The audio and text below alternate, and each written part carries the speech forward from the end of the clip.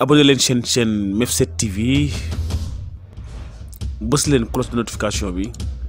ndax saa bu ñu dugalee vidéo ngeen mën ci jot automatiquement. loi dafa nekk nit parce que loolu du preuve bu mat moo tax loi imposé wu ko nit dafa ne nit ki su ko neexee mu joxe deretam su ko neexee du joxe. dossier boo xam ne damaa ëmb 2 ans plus tard wasin amul damaa li fen suñ ko génne woon dëkk bi fen dootul des ci dëkk bi nga naan nit ki jox ma sa deret ma ne doyen des juges sa juróom fukki xel bu mu xalaat ma jox la sa deret ma jox la sama deret comploteurs yi su dee nee nañ dañoo def prélèvement fan la président prélèvement bi dem Abdou Mbeng moo ko yor ak Bassirou Gueye ñoom ñu doon complot yor seen prélèvement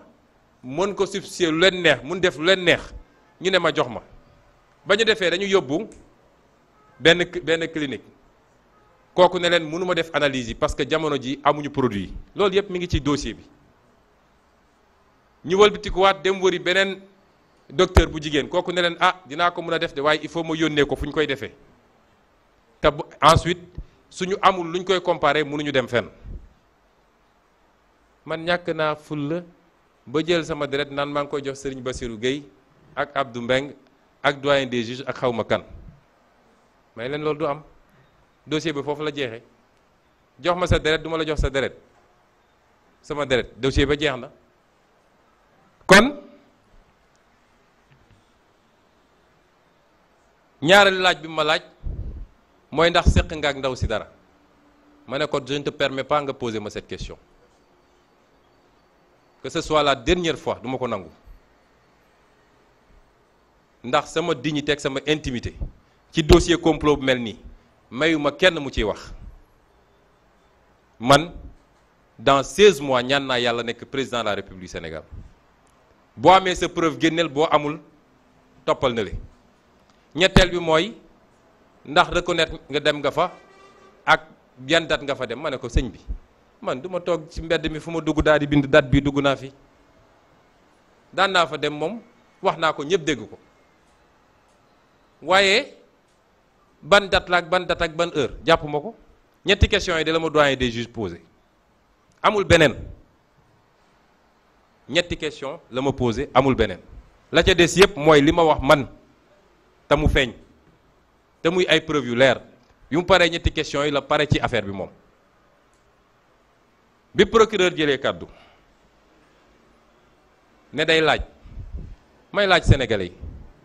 parquet bu bokk ci complot bi est-ce que man war naa toog di tontu ay questions lu ne fàng parce que administration continuité la c'est le même parquet ñoom tey ñooy def poursuite yi sur la base de ce que Bassirou Gueye a laissé ici moo tax dossier bi juge bu jaaree yoon bu matee juge bés bi mu ma déglu lendemain la wala clôturer dossier bi def classement sans suite parce que amul dossier et il le sait la ca des yëpp wax yaakaar ni mën nga yàq deru nit tey laa gën a siiw ci Sénégalais yi tey laa gën a dëgër tey laa gën a am ndax bi ñu commencé wax ba léegi su ma génnoon fi ngeen gis de te ñaari élection jaar na fi te gis ngeen samay campagne kon ñi ngi sant yàlla kon échec total la dégg naa nag ñu wax ci lu bëri nee nañu dama doon menacer juge bi man menacé wu ma juge bi de juge bi dama ko wax li ma ko wax dama ko ne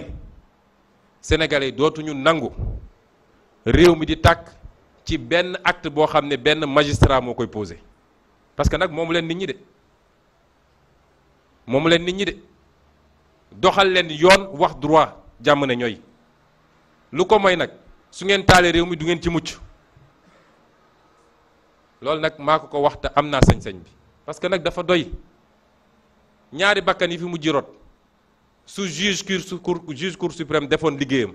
xam ni arrêté bi préfet bi jël arrêté bu illégal la mënul tere nit ñi manifester ci base boo xam ne amul kon bakkan du rot na magistrat yi delloo ci seen xel ci yàlla te bàyyi li ñu nekkee ñoom ñépp xam nañ ni da ngay gis dara am magistrat boo dajal ci ruq mu ne la li mu def du yoon de waaye xam nga rek avocat yépp xam nañu lii du yoon waaye ñun jàng nañu nag dofuñu man nu mu tuuti am naa DEA en droit am nañu ay avocat am nañu ay magistrat nañu bàyyi dunguru gu ñu nekkee ci Macky Sall te doxal yoon suñu bëggee jàmm am ci réew mi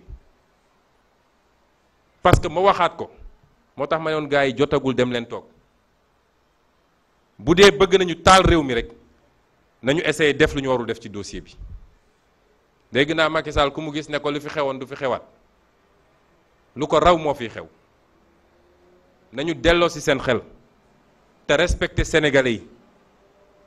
réew mi tal na leneen nit ñi lekkuñu naanuñu nit ñi liggéeyuñu nit ñi fajuwuñu réew mi nit ñi sonn nañ ngeen xëy suba ba ngoon jot di complot pour nu ngeen liquider adversaire politique loolu ba kañ ay magistrat leen ci jàppale foo mu jeex wax nañu tamit ni xaw ma lan ay mystique ak lu ne man de ku ma xam-xamee ma mystique ki wóolul boppam mooy mystique ndax bañ duggee ci bureau ba ci suuf yépp ndox la woon avocat yi ne non bul jàll lii saafara la gars yi ne ko waa mais doyen ndox mi nu mu demee mu ne non est-ce que ci toiture bi la jógee toiture bi de moo gënoon a sec fii est-ce que du ci toiture bi la jógee greffier bi ne ah non non clim bi la clim bi kenn taalu ko fu ndox di jóge gars yi ne non nañu xaar ba ñu fobeere man ma dox jaar ci kaw ndox li dem toog jàpp sama ñàmbur ndax man Macky Sall su dee xërëm rek la yaakaar du musa am dara ci man te teguma ko fenn du dul gëm yàlla wóolu ko ak nit ñu baax ñi nekk ci réew mi di ma ñaanal te kenn xamul nu mu toll man yooyu jaaxaluma ma nga bandaas loxo bi fii ba fii xam naa dañ ko ne bul nuyu gaay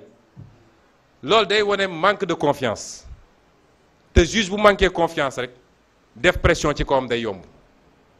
juge bu ragal def pression ci kawam day yàgg moo tax wax naa ko nee naa ko pression yi ñu lay teg yépp xam naa ko Antoine Diome mi ngay jàkkool chaque jour ñu lay wax yéeg nañ ko menaces yeeg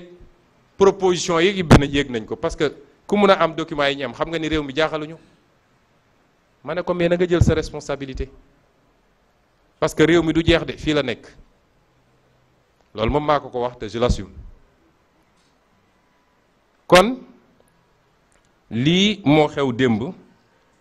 amul leneen te wax nañ ko it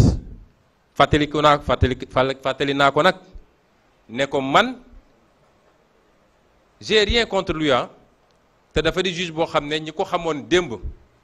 ak barki démb nee nañu ku jub la woon ku dëddu woon la